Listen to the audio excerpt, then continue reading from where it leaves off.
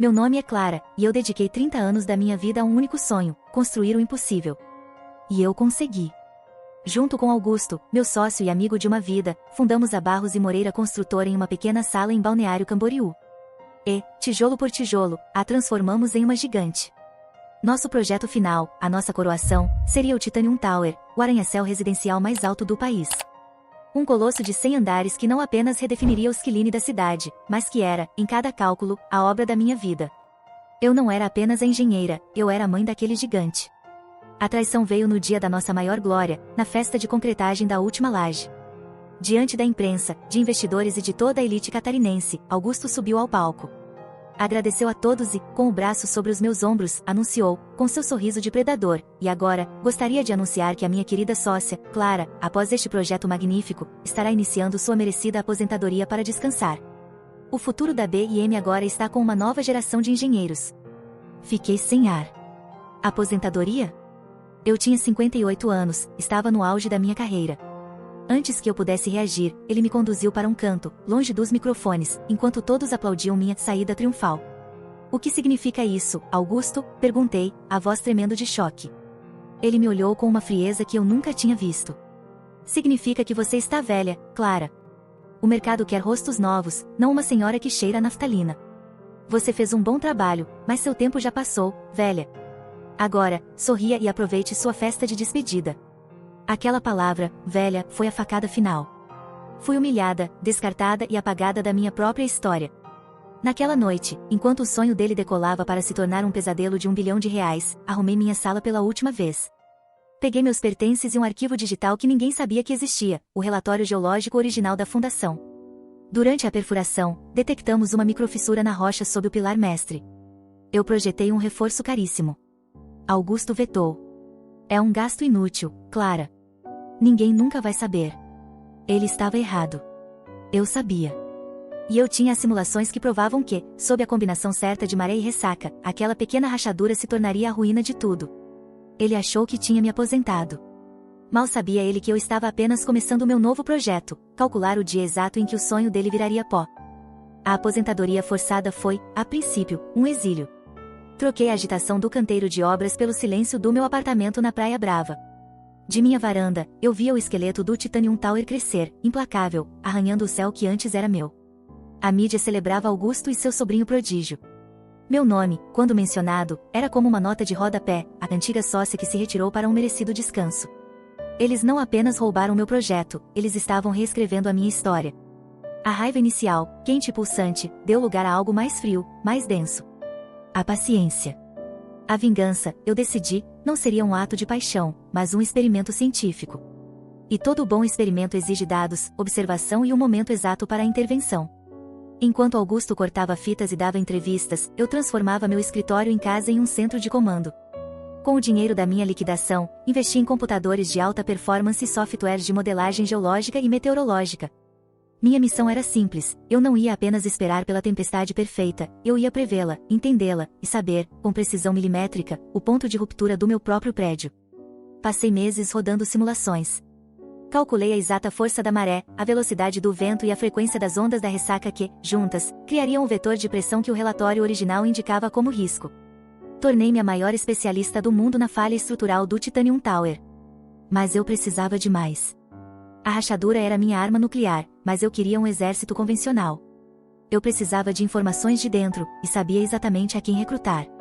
Rafael, um jovem engenheiro que foi meu braço direito no início do projeto. Um rapaz idealista, que eu sabia estar sendo engolido pela nova gestão antiética de Augusto. Marquei um encontro secreto com ele. Rafa, eu sei o que está acontecendo lá dentro, eu disse, sem rodeios.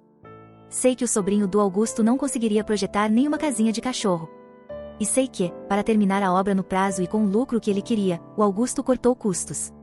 O alívio no rosto do rapaz foi imenso. Ele me contou tudo. Sobre o concreto de qualidade inferior usado nos andares superiores, sobre as vigas de aço com especificações abaixo das que eu havia projetado. Ele estava com a consciência pesada. Eu não posso te pedir para arriscar seu emprego falando de uma falha na fundação, eu disse, mentindo. Isso seria a minha palavra contra a de um império. Mas a fraude nos materiais, isso é rastreável. Notas fiscais, relatórios de laboratório. Eu preciso de um dossiê. Estou montando um processo para expor o Augusto. É a única forma de proteger meu nome. Ele aceitou na hora. Tornou-se meus olhos e ouvidos, um espião movido pela culpa e pela lealdade. Os meses se tornaram um ano. O Titanium Tower foi inaugurado com uma festa que, dizem, parou o Balneário Camboriú. Os apartamentos de luxo foram vendidos. O sonho de Augusto era uma realidade reluzente. E eu, em meu exílio, assistia a tudo, pacientemente, tecendo minha teia. Até que, em uma manhã de setembro, o alerta que eu esperava piscou na tela do meu computador. Um supercomputador de meteorologia, que eu pagava para acessar, mostrava a formação de um ciclone subtropical na costa de Santa Catarina. Um evento raro, poderoso. Minhas simulações começaram a rodar freneticamente. As projeções eram claras. Em 72 horas, ele atingiria a costa, trazendo ventos e uma ressaca com a força exata que eu calculei. E coincidiria, de forma quase poética, com a maior maré de Cisígia do ano. A tempestade perfeita. Olhei para o dossiê que Rafael havia me entregado, cheio de provas da fraude de Augusto. Aquela era minha arma. Mas a rachadura era o meu juízo final. A espera havia acabado. As 72 horas seguintes foram as mais longas e, ao mesmo tempo, as mais focadas da minha vida. O plano não era mais uma simulação em um computador, era uma operação real, com um cronômetro implacável. Eu não ia esperar a tempestade fazer o meu trabalho. Eu ia usá-la como o cenário perfeito para a ruína de Augusto. Meu primeiro passo foi enviar um e-mail para o endereço pessoal dele, uma informação que Rafael me conseguiu. O assunto era, análise de concreto, laje 70 a 85. O corpo do e-mail era curto e gelado: Augusto, eu sei da fraude nos materiais. Tenho o dossiê completo. Relatórios, notas fiscais, testemunhos. Esteja no seu escritório, no último andar do Titanium Tower, amanhã às 17 horas. Sozinho. Se você não estiver lá, este dossiê vai para a imprensa e para o CREA antes mesmo da primeira gota de chuva da tempestade tocar o chão. Eu sabia que ele estaria lá. Um homem como Augusto não arriscaria uma destruição certa, ele sempre tentaria negociar, manipular, comprar uma saída. No dia seguinte, peguei o elevador privativo para a cobertura do meu antigo prédio. A sala dele era um monumento ao ego, ampla, minimalista, com uma mesa de mármore e uma parede inteira de vidro com uma vista estonteante do mar, que naquele fim de tarde já começava a parecer zangado, o céu se enchendo de nuvens escuras. Ele me recebeu com um sorriso forçado. Clara. Que surpresa desagradável. Pensei que estivesse aproveitando sua aposentadoria. Vejo que prefere se dedicar à chantagem. Eu não sorri. Abri minha pasta e coloquei sobre a mesa dele o dossiê de Rafael. Uma pilha de papel com mais de 200 páginas. Isso não é chantagem, Augusto. É um fato documentado, eu disse, a voz calma. Você usou materiais de qualidade inferior para maximizar seus lucros. Você colocou a vida de centenas de pessoas em risco por ganância. Apenas isso já é o suficiente para acabar com você, com a BIM e com a carreira medíocre do seu sobrinho. Ele folheou os primeiros papéis, o rosto perdendo a cor. Ele tentou blefar. O que você quer, Clara? Dinheiro? Uma participação nos lucros? Diga o seu preço. Meu preço não é em dinheiro, Augusto. Meu preço é a minha honra. A minha história. Inclinei-me sobre a mesa. Você tem duas opções. A primeira é eu sair daqui e entregar este dossiê às autoridades. Você será preso, sua empresa irá à falência. Fim de jogo. Fiz uma pausa. A segunda opção é a minha. Em 24 horas, você vai convocar uma coletiva de imprensa de emergência. Nela, você vai anunciar que, por uma falha grave de supervisão da sua nova equipe, foram detectados problemas na qualidade dos materiais usados em partes da estrutura. E que, por excesso de zelo e segurança, o Titanium Tower será o primeiro prédio do mundo a passar por uma evacuação preventiva antes de uma grande tempestade. Ele me olhava, incrédulo. E tem mais, continuei. Você vai anunciar que me contratou de volta, como consultora estrutural independente, para liderar uma perícia completa e garantir a segurança do prédio. Você vai, na frente de todo o país, admitir sua incompetência e me devolver o meu projeto. Ele riu, um riso sem humor. Você está louca. Isso seria um suicídio de reputação. Uma humilhação. Sim, eu concordei. Exatamente. Mas uma humilhação é melhor do que a prisão, não é?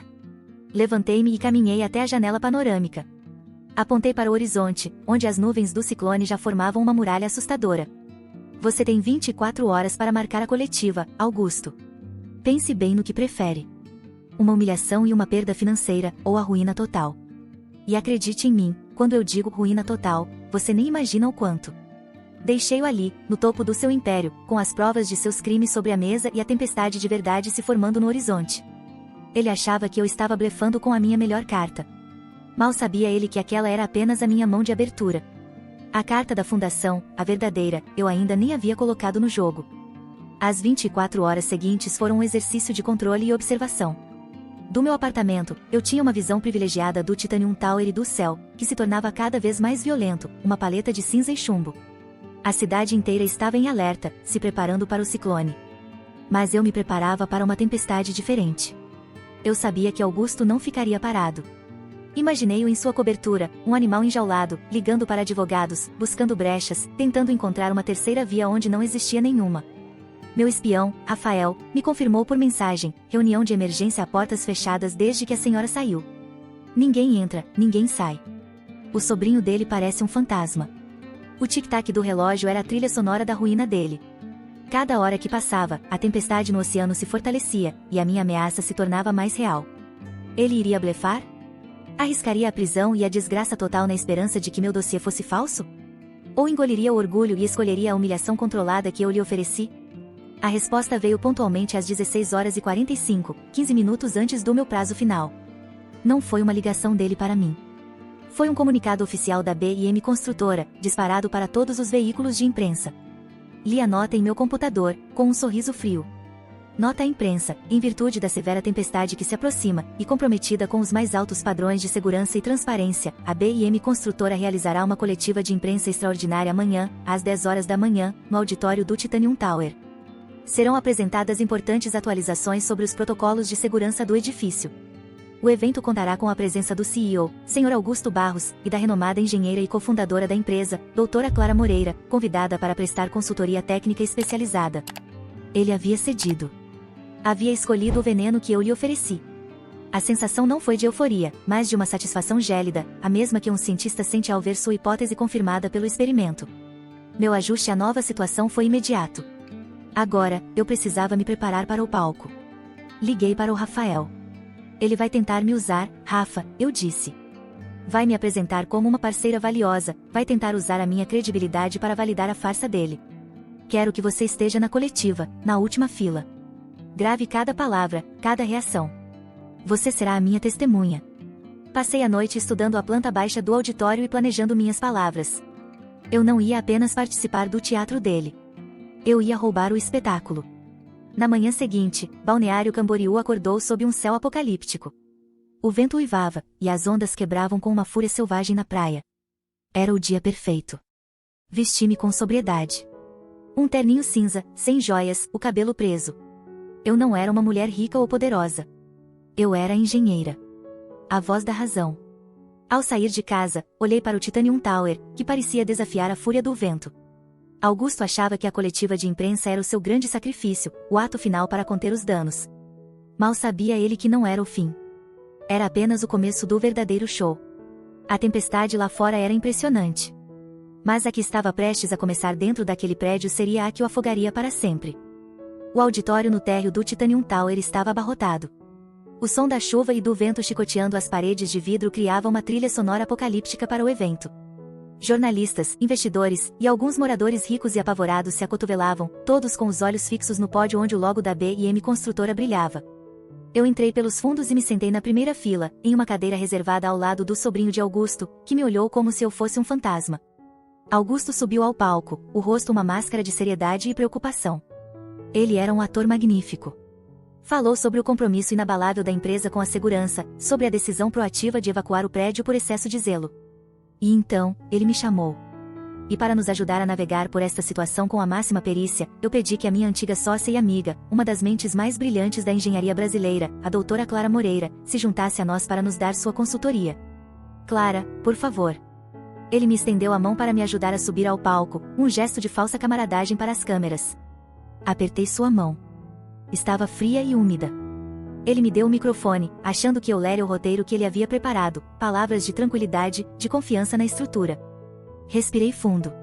Agradeço as palavras do Sr. Augusto, comecei, a voz firme ecoando pelo salão. E concordo que a situação é grave. Tão grave, na verdade, que a falha de supervisão que ele mencionou não se limita aos materiais. Do meu lado, vi o sorriso dele vacilar. Ela se estende a uma fraude deliberada e documentada para cortar custos, cujas provas estão neste dossiê que minha equipe jurídica entregará às autoridades assim que esta coletiva terminar. Um murmúrio chocado percorreu a plateia. As câmeras, que estavam em Augusto, viraram-se todas para mim. Ele deu um passo à frente, para me interromper, mas eu não lhe dei a chance. Mas nem mesmo a fraude no concreto dos andares superiores é o problema mais urgente do Titanium Tower hoje, continuei, minha voz se sobrepondo ao barulho crescente. Eu me virei e apontei para a parede de vidro atrás de nós, onde o mar de Balneário Camboriú se erguia em ondas monstruosas. O verdadeiro problema deste prédio não pode ser visto. Ele está 50 metros abaixo de nós. Na fundação. Isso é um absurdo. É uma mentira, gritou Augusto, esquecendo-se do microfone. É um fato científico, retruquei, virando-me para ele. Um fato que eu lhe apresentei em um relatório há 3 anos. Um fato sobre uma microfissura na rocha-mãe que você me ordenou a ignorar. E, neste exato momento, a combinação da maré e desta tempestade está exercendo sobre essa fissura a pressão exata que minhas simulações previram como o ponto de ruptura. Olhei para o meu relógio. Na verdade, o processo de afundamento diferencial já deve ter começado. Um pânico visível começou a tomar conta da sala. Você não tem como provar, ele rosnou. Aí é que você se engana, Augusto, eu disse, calmamente. Tirei meu celular do bolso.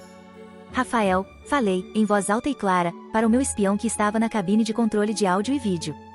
Por favor, coloque a leitura do sensor de tensão 3B no telão. O logo da B e M no telão atrás de nós desapareceu. Em seu lugar, surgiu um gráfico em tempo real. Uma linha vermelha, que vinha se mantendo estável, começou a subir, trepidante. Ela cruzou a linha amarela de alerta e, enquanto todos assistiam, horrorizados, ela tocou e ultrapassou a linha vermelha de perigo estrutural. Um alarme agudo, o alarme real do sistema de segurança do prédio, começou a soar no auditório. O caos foi instantâneo. Pessoas gritando, correndo para as saídas. Investidores berrando ao telefone.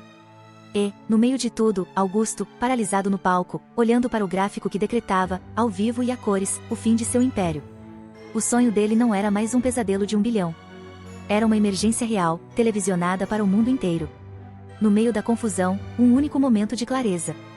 Olhei para Augusto. O todo-poderoso CEO era apenas um homem velho e apavorado. Ele me olhou, e em seus olhos eu não vi ódio. Vi a compreensão. O checkmate. Desliguei meu microfone e, com a mesma calma com que entrei, saí do palco. Meu trabalho ali estava terminado. A tempestade passou, tanto a do céu quanto a da minha vida. O que se seguiu àquela coletiva de imprensa caótica foi um desmoronamento em câmera lenta do império de Augusto. O Titanium Tower, com sua falha estrutural comprovada e televisionada, foi interditado permanentemente. Hoje, ele ainda está lá, um gigante de vidro vazio e silencioso na orla de Balneário Camboriú. Um monumento de R$1 bilhão à ganância e à arrogância. Um túmulo de um sonho podre. Augusto foi engolido pelas consequências de seus atos. Dezenas de processos de compradores e investidores, e uma investigação criminal iniciada a partir do dossiê que entreguei. Ele perdeu a empresa, a fortuna e, por fim, a liberdade.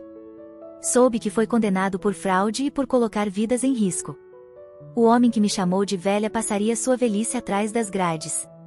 A minha aposentadoria foi revogada pela aclamação pública. Fui celebrada como a engenheira que evitou uma catástrofe. Recebi convites para liderar projetos no mundo todo, para voltar ao jogo corporativo em uma posição de poder que eu jamais tive. Recusei todos. Meu propósito não era mais erguer prédios, mas garantir que eles não caíssem. Com a ajuda do Rafael, meu fiel aliado, que se tornou um jovem herói no meio da engenharia, fundei em Florianópolis o Instituto Fundamento Seguro. Uma consultoria independente, sem fins lucrativos, dedicada a auditar a segurança de grandes obras e a lutar por mais ética na nossa profissão. Minha vingança se transformou em minha missão. Às vezes, caminho pela praia central. Olho para o colosso fantasma que um dia foi meu projeto e não sinto mais raiva ou dor. Sinto uma paz estranha. Aquele prédio é a prova de que a verdade, por mais profunda que esteja enterrada, sempre encontra um jeito de vir à tona. Augusto quis construir o prédio mais alto do país a qualquer custo. E, no fim, eu ensinei que não há nada mais alto, nem mais forte, do que uma fundação bem feita. Seja na rocha, ou no caráter. A história de Clara é um lembrete eletrizante de que conhecimento é poder, e que a integridade, no fim das contas, é a estrutura mais forte que existe. Uma vingança planejada com a precisão de um cálculo de engenharia. O que você achou do plano de Clara? Foi uma vingança justa e genial? Deixe sua opinião aqui nos comentários, queremos saber o que você faria no lugar dela. Se essa história de tirar o fôlego te prendeu até o fim, nos ajude a construir nosso canal com a força do seu like. Se ainda não faz parte da nossa comunidade, inscreva-se no canal. Ative o sininho para não perder nenhum vídeo. Um grande abraço e até a próxima!